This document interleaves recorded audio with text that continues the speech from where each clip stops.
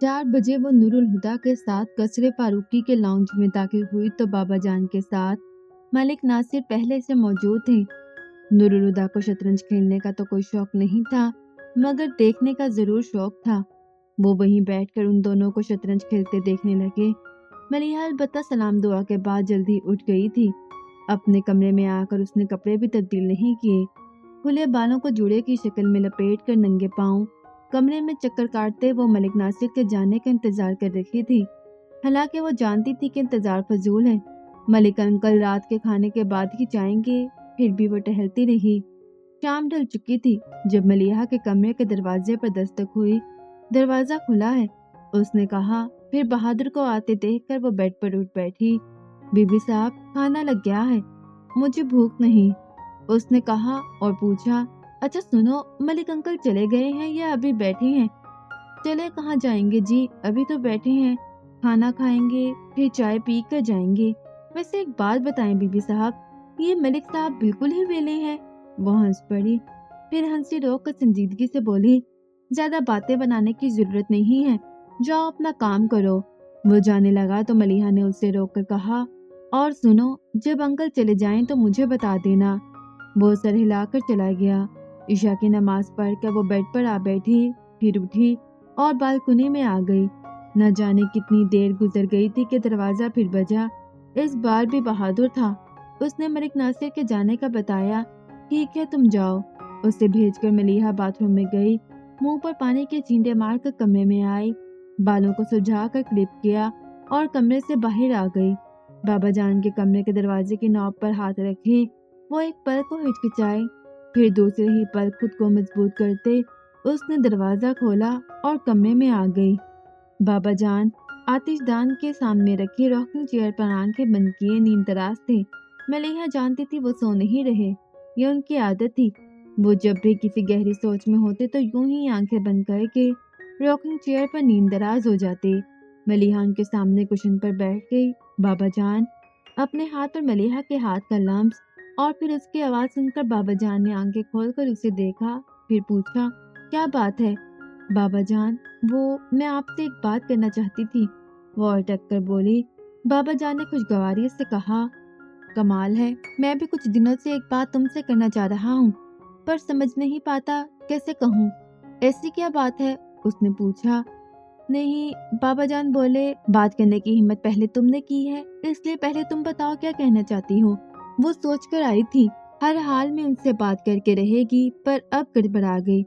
वो बाबा जान, मैं इतना बोलकर ही वो हाँफने लगी तो बाबा जान ने अपने हाथ पर रखा उसका हाथ थाम कर हौसला देने के ऐसे अंदाज में कहा, बोलो मलिहा, क्या बात है? बाबा जान, मैं आपको किसी से मिलवाना चाहती हूँ। आखिर उसने कह ही दिया। कैसे? वो हैरत से बोले। तवक्कुफ के बाद उसने कहा, वजदान मुस्तफ़ा से। बोलने के साथ ही उसने अपने झुके हुए सर को कुछ और झुका लिया। बाबा जान के पेशानी पर सिलवटें उभर आई थी। ये वजदान मुस्तफ़ा कौन है और तुम उसे कैसे जानती हो? मैं उसे लाइब्रेरी में मिली थी। मलिहा की झुकी पलकें, रुका रुका अंदाज। बाबा जान ने बहुत कुछ अखज़ कर लिया था। गैर महसूस अंदाज में मलिहा का हाथ छोड़ते हुए वो पथरीले लहजे में बोले, मुझे उससे क्यों मिलवाना चाहती हो? वो बोली तो आवाज कुछ और भी धीमी हो गई। बाबा जान, मैं उससे, मगर हजार कोशिश के बाद भी मोहब्बत का लफ्ज शर्म ने जबान पर आने नहीं दिया तो जुमला ही बदलते हुए कहा, वो मुझसे शादी करना चाहता है। और आंखें नीचे उनके रद्द अमल का इंतजार करने लगी। फिर मलिहा ने उनकी आवाज सुनी, जाओ, जाकर सो जाओ। मलिहा ने आंखें खोली और सर उठाकर उन्हें देखा और ख्वाहिश की काश कभी ना देखा होता। उनका चेहरा किसी चट्टान की तरह सख्त और बेजान था, लेकिन आंखें आग उगल रही थीं। बेदम सी पुकार की सूरत उसकी जुबान से निकला, बाबा जान, जाओ। वो कठोरपन से बोले। मलिहा तड़प उठी। बाबा जान, मेरी बात तो सुने। उसने बाबा जान का हाथ थाम कर कुछ कहना चाहा, पर बाबा जान बेदर्दी से उसका हाथ झटक कर काटदार आवाज में बोले, मैं एक लफ्ज और सुनना नहीं चाहता, ना तुम्हारी सूरत देखना चाहता हूँ, चली जाओ यहाँ से।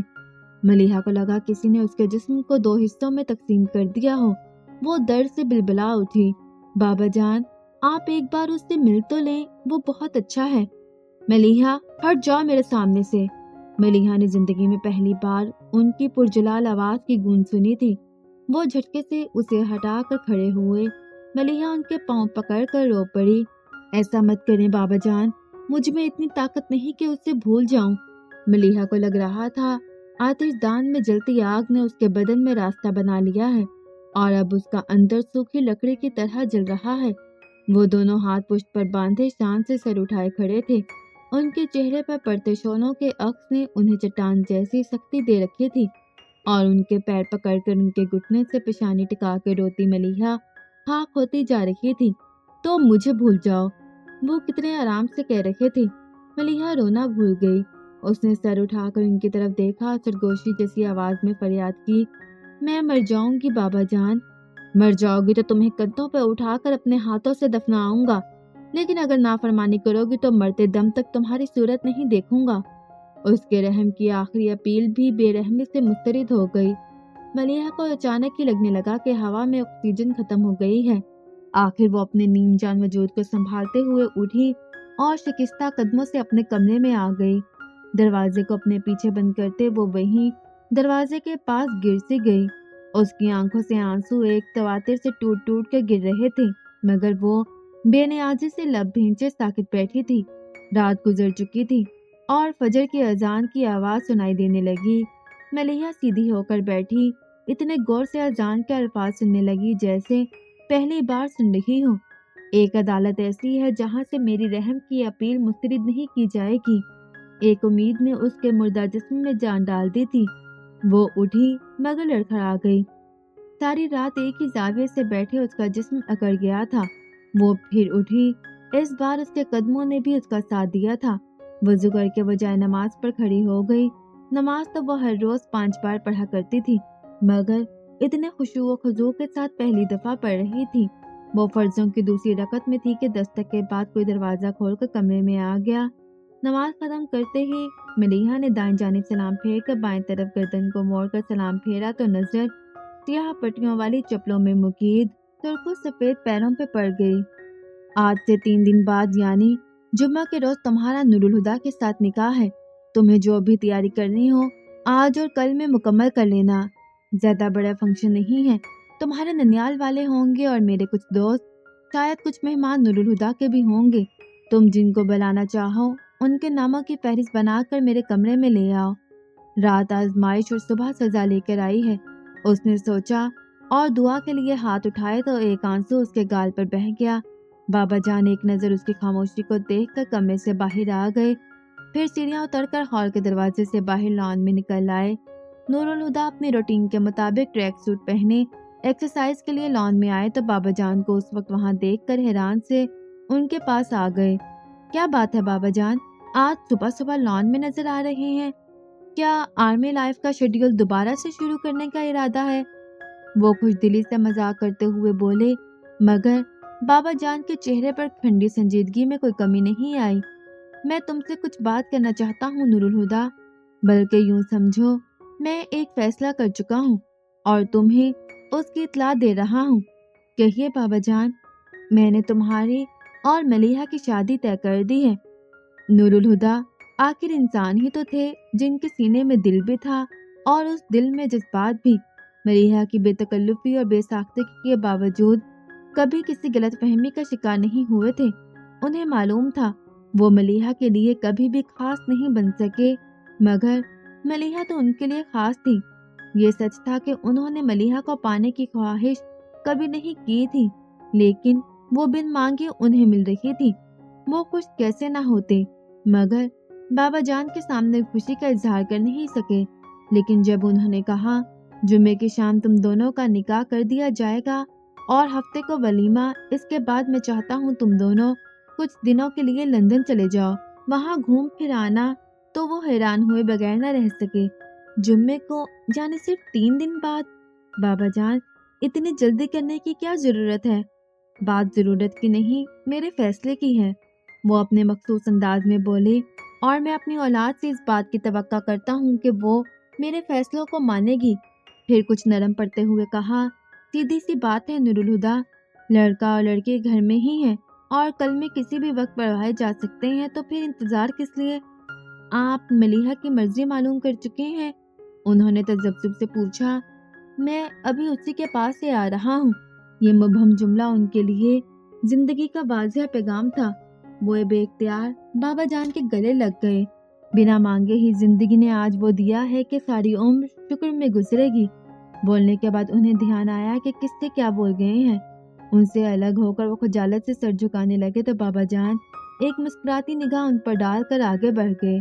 انہوں نے بابا جان کو جاتے ہوئے دیکھا اور ایک گہری مسکراہٹ ان کے چہرے پر پھیل گئی۔ انسان بہت جلد باز ہے۔ کبھی تو سمندر کی بے رحم موجوں کا مقابلہ کرتے اچانک کنارہ نظر میں آ جائے تو اسے نظر کا دھوکہ سمجھ کر خود کو لہروں کے حوالے کر دیتا ہے اور یہ تحقیق بھی نہیں کرتا کہ وہ جہاں ڈوبا وہاں ساحل تھا، اور کبھی صحرا میں چمکتی ریت کو پانی سمجھ کر جھلستی ریت میں دوڑتا چلا جاتا ہے، یہ سوچے بغیر کہ آبلا پائی کا یہ سفر تشنگی کو بڑھا تو نہ دے گا۔ مگر ہر غلطی نظر انداز نہیں کی جاتی، کچھ غلطیوں پر سزا بھگتنی پڑتی ہے۔ نور الہدیٰ کا بھی اس ایک مسکراہٹ کا خمیازہ تمام عمر ادا کرنا تھا۔ 8 بجتے ہی ملیحہ نے سمیرہ کو فون کر دیا اور چھوٹتے ہی کہا، تم ابھی اور اسی وقت یہاں آ جاؤ۔ خیریت تو ہے؟ کیا ہوا؟ وہ حیران تھی۔ ملیحہ جھنجھلا گئی۔ سوال مت کرو، بس فوراً گھر آ جاؤ۔ مگر ملیحہ کچھ بتاؤ تو صحیح۔ بتانے کے لیے ہی تو بلا رہی ہوں۔ اس کی آواز میں نمی محسوس کر کے سمیرہ پریشان ہو گئی تھی، مگر خود کو قابو میں رکھتے ہوئے کہا، اچھا ٹھیک ہے، میں آ رہی ہوں، تم پریشان مت ہونا۔ 15 منٹ بعد ہی سمیرہ ملیحہ کے کمرے میں تھی اور ملیحہ کی زبان سے سب حال سن کر وہ واقعی بھگلا گئی۔ تم نے تو کہا تھا کہ تم نور الہدیٰ سے محبت کرتی ہو، تو یہ وجدان بیچ میں کہاں سے آ گیا؟ وہ عاجزی سے بولی، وہ تو میں اب بھی کہوں گی کہ مجھے ہادی بھائی سے محبت ہے، مگر اپنی زندگی میں صرف وجدان کے ساتھ گزارنا چاہتی ہوں۔ سمیرہ نے سر پکڑ لیا۔ اپنے بابا جان کو تم مجھ سے بہتر جانتی ہو، ان کی ضد مثالی ہے، وہ اپنا فیصلہ بدل لیں گے ایسا تو سوچنا بھی فضول ہے۔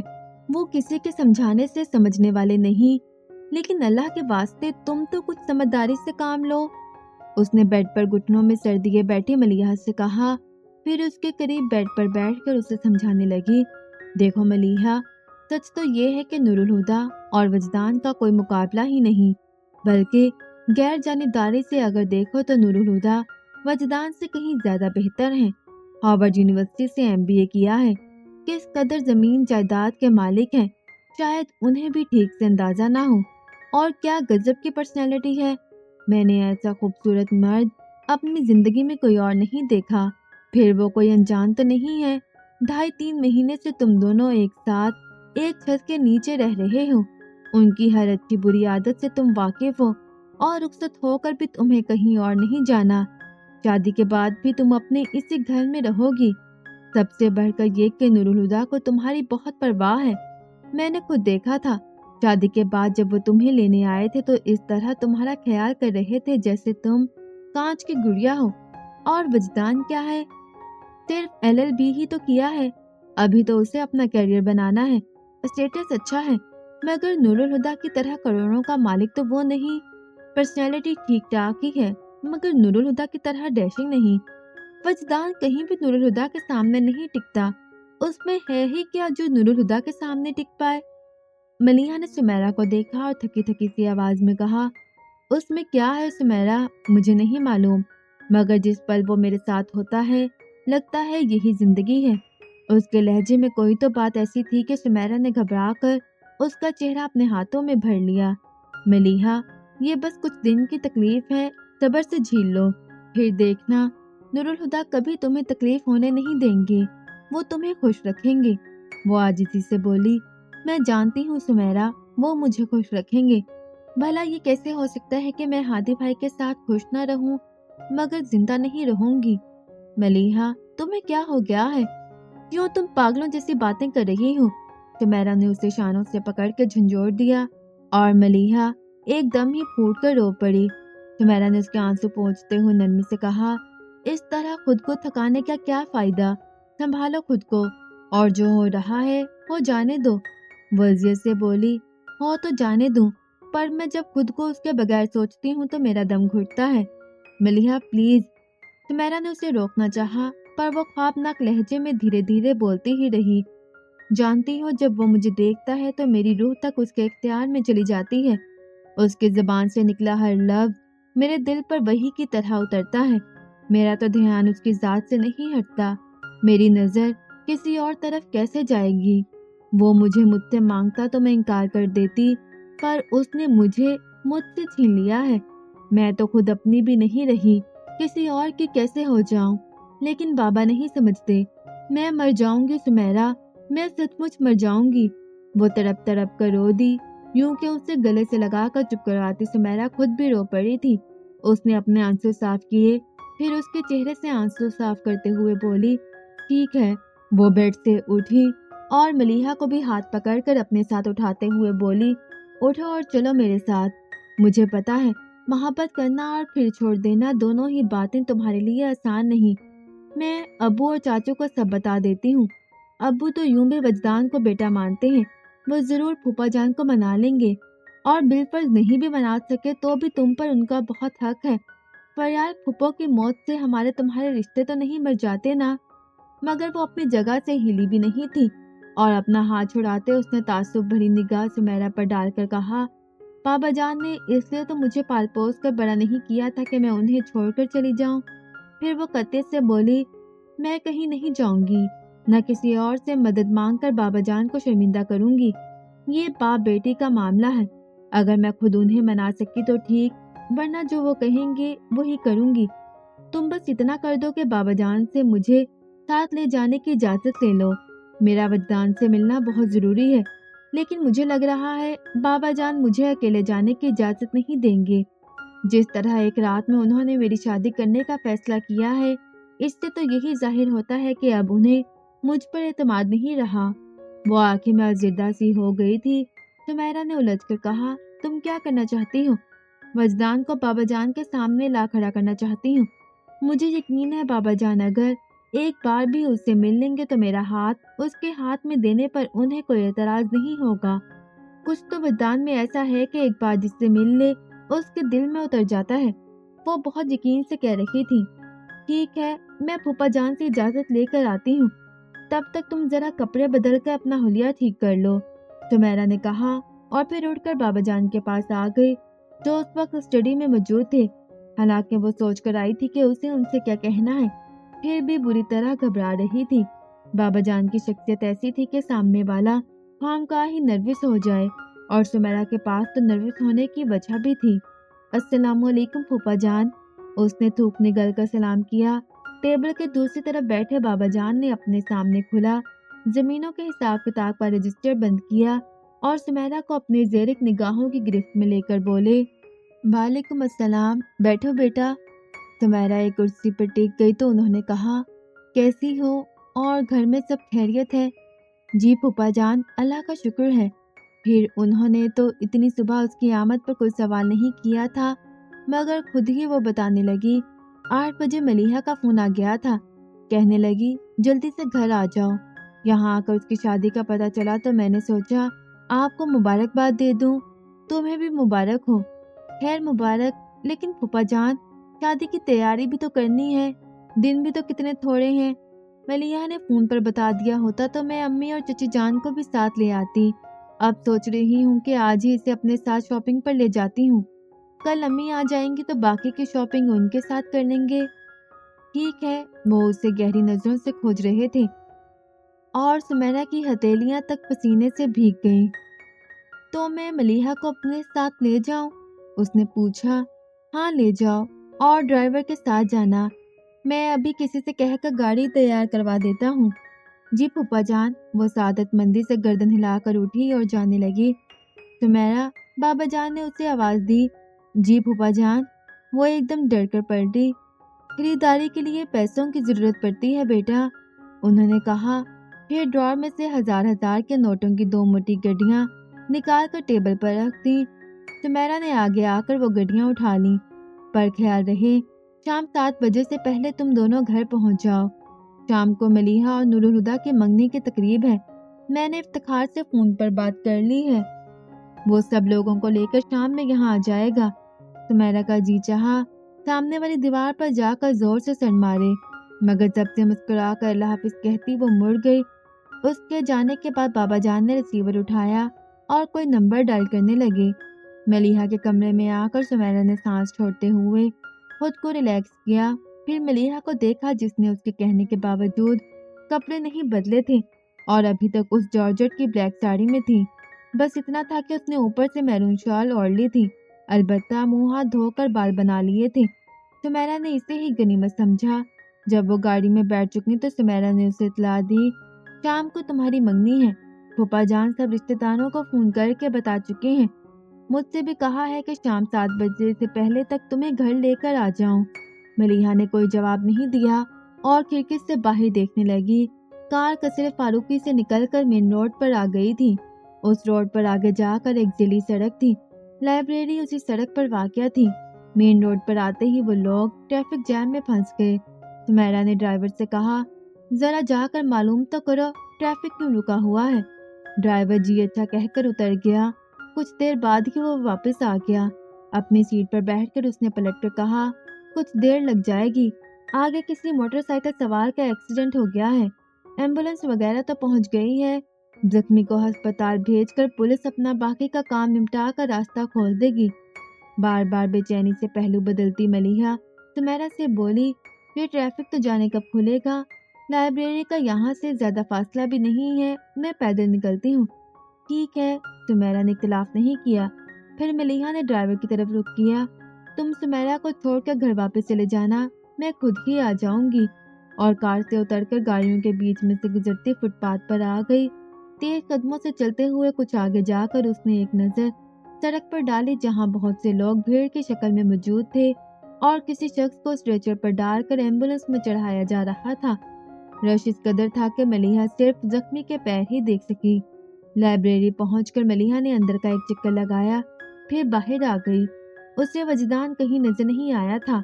अभी 10 बजने में भी तो आधा घंटा बाकी है। उसने खुद को तसल्ली दी और वहीं सीढ़ियों पर बैठकर इंतजार करने लगी। पर उसका इंतजार ही रहा। 10 बजे तक तो मलीहा अपने इज़्तिराब को दबाती रही, लेकिन 10 बजे के बाद उसकी बेचैनी अपने अरूज पर पहुंच गई। आपका इंतजार मैंने हर रोज किया है। उस वक्त ये सुनकर मलीहा ने कुछ महसूस नहीं किया था, मगर अब समझ आ रहा था इंतजार करना कितना मुश्किल काम है। गेट पर नजर जमाए उसकी आंखें पथराने लगी। जाने कितना वक्त बीत गया था। कोई उससे पूछता तो कह देती सदियां बीत गई हैं। गेट पर खड़ा वॉचमैन और आते जाते लोग उसे अजीब सी नजरों से देख रहे थे। फिर भी वो सब कुछ फरामोश किए बस वजदान के आने की दुआ मांगती रही। 5 बजते ही वो बेचैन से उठ खड़ी हुई। लाइब्रेरी की दूसरी जानिब एक जनरल स्टोर था। मलीहा सड़क क्रॉस करती स्टोर में घुस गई। हेलो, चौथी बेल पर फोन रिसीव किया गया। समद, आवाज पहचान कर मलीहा के होंठ बेआवाज हिले। इस वक्त वो सुमेरा के अलावा किसी से बात नहीं करना चाहती थी। उसने जल्दी से कहा तो उसे होल्ड करने को कहा गया। हेलो। कुछ देर बाद एयरपीस पर सुमेरा की आवाज उभरी। सुमेरा। इतना बोलने में ही मलीहा का गला रंध गया था और इस डर से कि वो रो ना पड़े मलीहा खामोश हो गई। सुमेरा उसकी आवाज पर हैरान और फिर खामोशी पर परेशान हो उठी। मलीहा, ये तुम हो? खामोश क्यों हो गई? प्लीज बताओ सब ठीक तो है? कुछ ठीक नहीं है। सुमेरा दहल गई। हुआ क्या है? मलीहा ने उसकी बात अनसुनी करते हुए कहा, मुझे वजदान का ड्रेस चाहिए। अब चुप होने की बारी सुमेरा की थी। कदरे तवक्कुफ के बाद उसकी आवाज आई, वजदान नहीं आया। फिर उसने कहा, तुम ऐसा करो, चाचू के ऑफिस फोन करो, वही होगा। तुम्हें फोन करने से पहले वहाँ फोन किया था, पर वो कई महीने से ऑफिस नहीं आ रहा, तो कोर्ट में होगा। तुमने मालूम किया? जब वो ऑफिस छोड़ चुका है तो कोर्ट में क्या करेगा? वैसे भी कोर्ट 4 बजे बंद हो जाता है और इस वक्त 5 बज रहे हैं। मलीहा ने झुंझलाकर कहा था। Oh sorry. सुमेरा को एहसास हुआ कि उसके सवाल मलीहा को जिद कर रहे हैं तो फौरन संभल कर बोली, अच्छा ड्रेस नोट करो। 1 मिनट। मलीहा ने अपने बैग से पेन और पॉकेट साइज डायरी निकाली और एड्रेस नोट करते ही फोन रखकर दुकानदार को पेमेंट करती वो बाहर आ गई। सड़क के किनारे एक खाली टैक्सी थी। मलीहा तेजी से दरवाजा खोलकर टैक्सी की पिछली सीट पर बैठ गई। मुसाफिर के इंतजार में स्टीयरिंग पर सड़क के ऊँगते ड्राइवर ने गर्दन मोड़कर उसे देखा। बीबी किधर जाएंगी? मलीहा ने हाथ में पकड़ा कागज देखा और बोली, PECHS कॉलोनी। وہ یہاں تک آ تو گئی تھی، پر اب اس ڈبل سٹوری بنگلے کے گیٹ کے سامنے کھڑی سوچ رہی تھی کہ اگر گیٹ وجدان کے علاوہ کسی اور نے کھولا تو کیا کہہ کر اسے بلوائے گی۔ جو ہوگا دیکھا جائے گا۔ ملیحہ نے سر جھٹک کر نیم پلیٹ پڑھتے ہوئے ایڈریس کی تصدیق کی، پھر بیل بجا دی۔ دوڑتے قدموں کی آواز سنائی دی تھی، پھر گیٹ کھل گیا۔ سبز آنکھوں والی لڑکی کے چہرے کے تاثرات بتا رہے تھے کہ وہ کسی اور کی آمد کا بے چینی سے انتظار کر رہی تھی، اور شاید اسی لیے اس نے بنا پوچھے دروازہ کھول دیا تھا، اور اب ملیحہ کو دیکھ کر سٹپٹا گئی تھی۔ آپ کون ہیں؟ ملیحہ اس سوال پر گھبرا گئی، پھر اس نے ہاتھ میں دبی چٹ اس کی طرف بڑھائی۔ یہ ایڈریس آپ کے گھر کا ہے؟ لڑکی نے چٹ لے کر ایڈریس دیکھا، پھر اسے واپس کرتے ہوئے کہا، ایڈریس تو یہی ہے، پر آپ کو کس سے ملنا ہے؟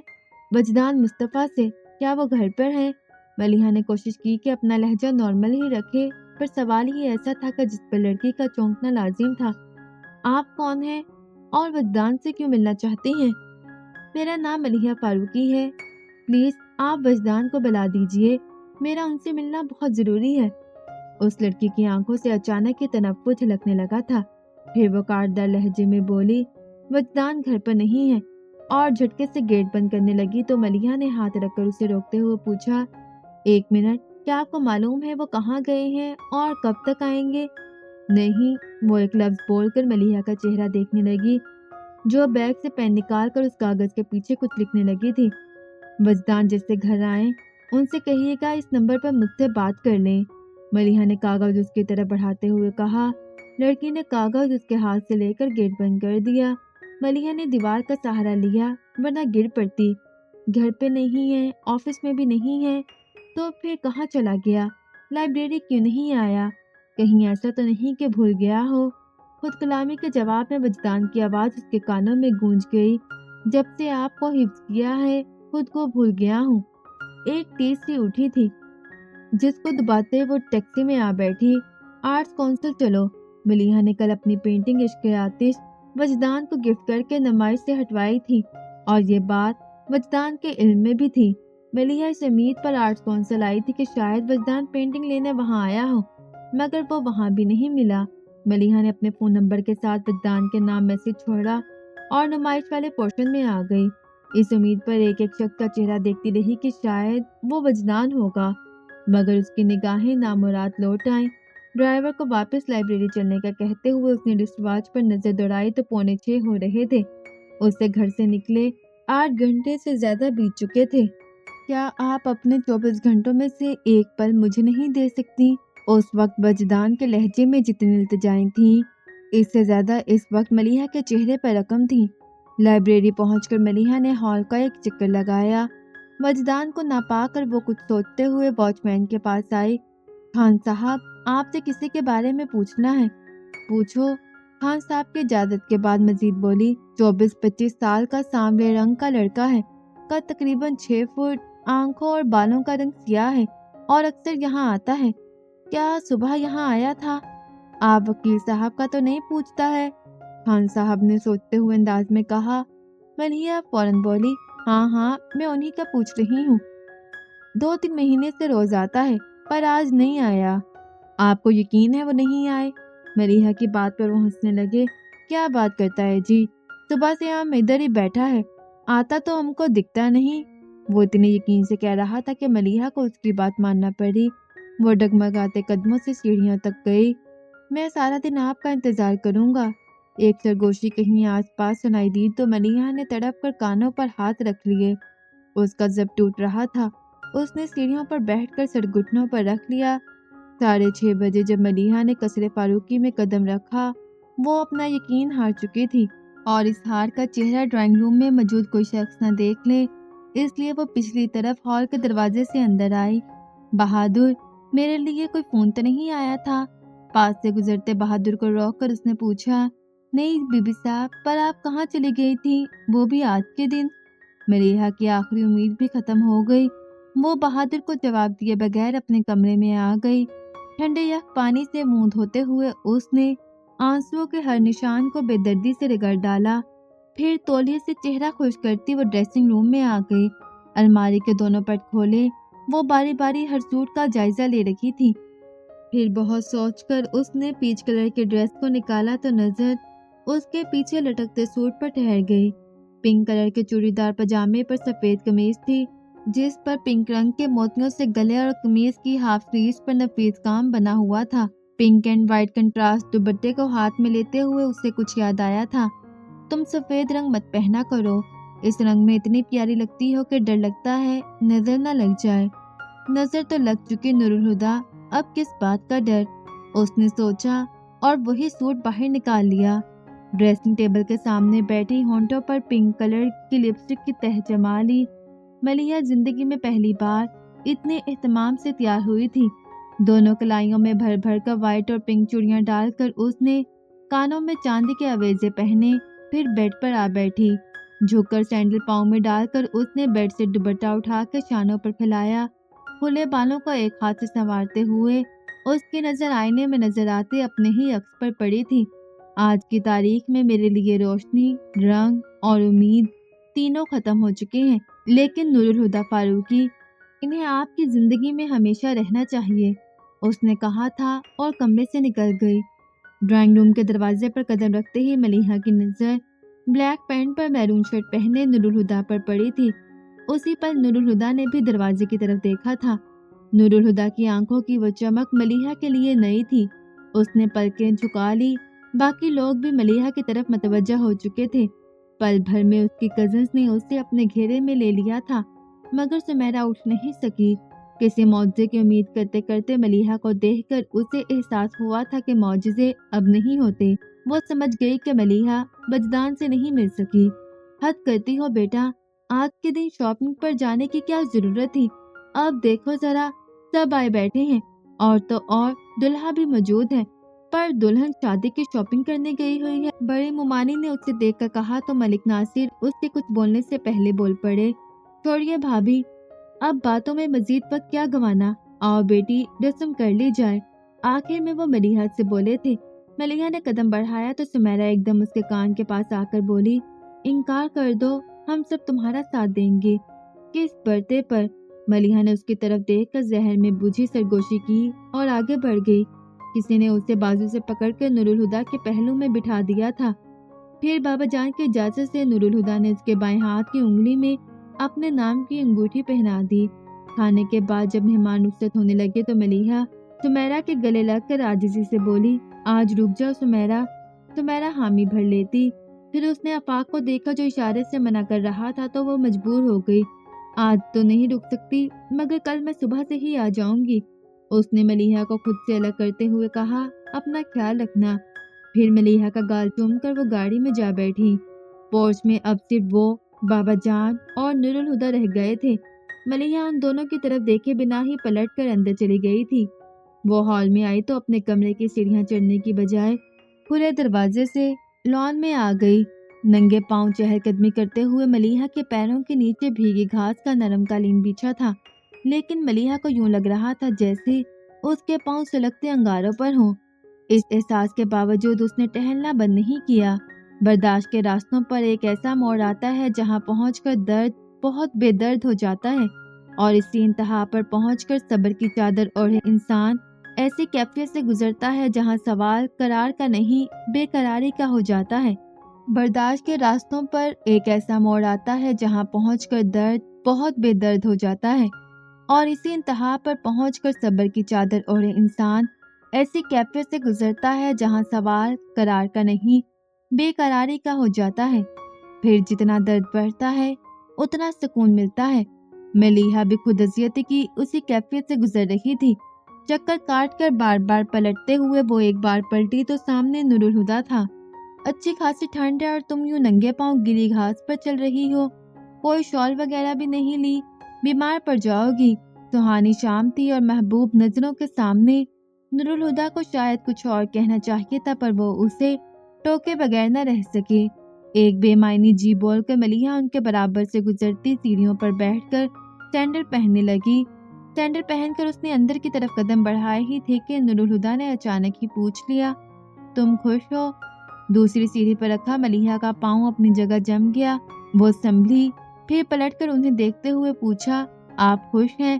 نورالہدیٰ نے آنکھیں بند کر کے ہوا میں پھیلی تازگی کو سانس کے ساتھ اپنے اندر اتارتے ہوئے کہا، بہت۔ तो समझे मैं भी खुश हूँ। वो कसदन मुस्कुराई। नूरुल हुदा ने उसकी तरफ देखा और पास चले आए। मैं जानता हूँ तुम्हें एहसास भी नहीं होगा कि मैं पहली ही नज़र में अपना हर एहसास तुम्हारे नाम कर चुका हूँ। मलिहा के लिए ये सचमुच इंकशाफ था, मगर उसके आसाब पहले ही इस कदर टूट चुके थे कि वो हैरान भी ना हो सकी, बस उन्हें देखकर रह गई। हाँ मलिहा, ये मेरी जिंदगी का सबसे बड़ा सच है कि मेरा दिल जब भी धड़कता है तो शिद्दत के साथ ये एहसास होता है कि मुझे तुमसे मोहब्बत है, और ये मोहब्बत मुझे जिंदगी की तरह अजीज है। लेकिन एक चीज है जो मुझे अपनी जिंदगी से और अपनी मोहब्बत से भी ज्यादा अजीज है। जानती हो वो चीज क्या है? उन्होंने पूछा। मलिहा अब भी खामोश खड़ी बस उन्हें देखती ही रही। तुम्हारी मुस्कुराहट। उस दिन याद है जब मैं और बाबा जान वहाँ लॉन में बैठे थे?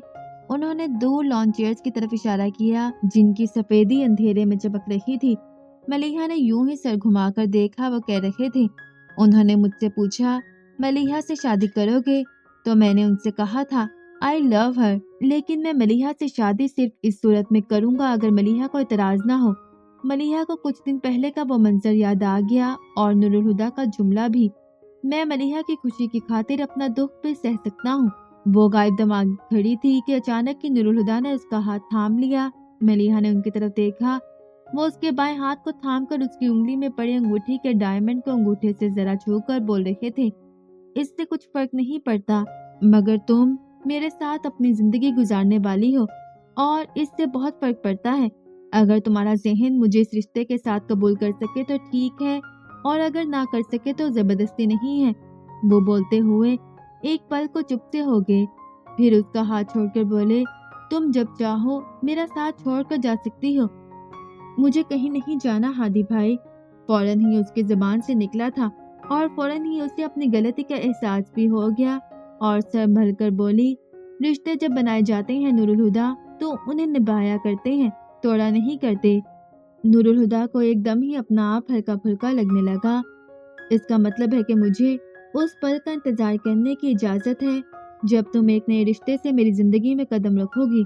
इनकी निगाहों से झलकती वारिफ्तगी मलिहा सह नहीं पाई और अचानक ही मुड़कर अंदर आई और सीढ़ियां चढ़ती अपने कमरे में आ गई। नूरुल हुदा इस अंदाज को उसकी अदा समझकर मुस्कुराने लगे थे। साइंस कहती है कायनात में मौजूद हर शय की बुनियाद अकाई है। हमारे जिस्म को ही देख लिया जाए, लाखों करोड़ों खुलियों से बना हमारा जिस्म एक खुलिये से शुरू होता है। मादे की शुरुआत एटम से होती है। यहाँ तक कि अरबों खरबों मील पर फैली इस कायनात को अगर रिवर्स प्रोसेस में डाला जाए तो ये पूरी कायनात महज एक नुक्ते में सिमट जाएगी।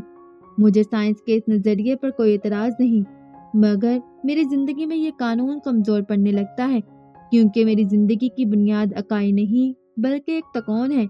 एक ऐसी तकोन जिसके हर जाविये की पैमाइश 60 डिग्री है, यानी हर जाविये की पैमाइश बराबर है और किसी भी तरह उन 3 जावियों में इम्तियाज नहीं किया जा सकता। इस तकोन के एक सिरे पर बाबा जान खड़े हैं। बाबा जान का और मेरा रिश्ता शीशे और पत्थर का रहा है। शीशा अपनी जगह कायम रहे उसके लिए पत्थर से फासला जरूरी है। इसीलिए मैं उनके पास जाने से हमेशा घबराती रही कि कहीं चोट ना खा बैठूं। मेरा डर कैसा सच्चा था। तकोन के दूसरे सिरे पर नूरुल हुदा है। हादी भाई ने मेरी जिंदगी के हर खला को भर दिया। बिना मांगे उन्होंने मुझे वो सब कुछ दे दिया जो मुझे कभी किसी से नहीं मिला था। उन्होंने मुझे चाहा भी तो अपने लिए नहीं बल्कि मेरे लिए चाहा, एकदम खालिस और बेगर्ज मोहब्बत, और बदले में भी कभी कुछ नहीं मांगा। लेकिन अगर वो नहीं मांगेंगे तो क्या मैं दूंगी नहीं?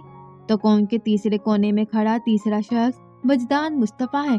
वजदान मुस्तफ़ा मेरी जात का आईना, मेरे यकीन का चेहरा, मगर आज इस चेहरे के नकूश धुंधला रहे हैं। अब सवाल पाने और खोने का नहीं, अब सवाल मेरे एतबार का है। बाबा जान, नूरुल हुदा और वजदान, एक तकोन के 3 कोनों पर खड़े 3 लोग, वो 3 लोग जिन्हें मैंने टूटकर चाहा, और उनमें से कोई एक भी अगर मेरी जिंदगी के मंजरनामे से हटा तो इस आधी अधूरी जिंदगी को जीना मुश्किल हो जाएगा। मगर मैं ये भी जान चुकी हूँ कि ये तीनों कभी एक साथ खड़े नहीं हो सकते। बाबा जान, नूरुल हुदा और वजदान, वो 3 लोग जिन्हें मैंने अपनी जिंदगी में सबसे ज्यादा मोहब्बत की, और मेरी जिंदगी के सबसे कठिन मोड़ पर वो तीनों ही मुझे अकेला छोड़ गए।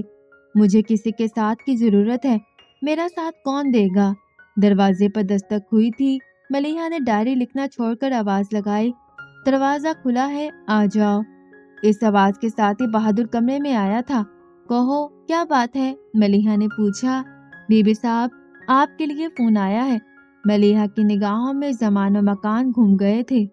मज़ीद वीडियोस देखने के लिए हमारे चैनल ऑडियो बुक्स डेस्क को सब्सक्राइब करें और बेल आइकन पर क्लिक करें।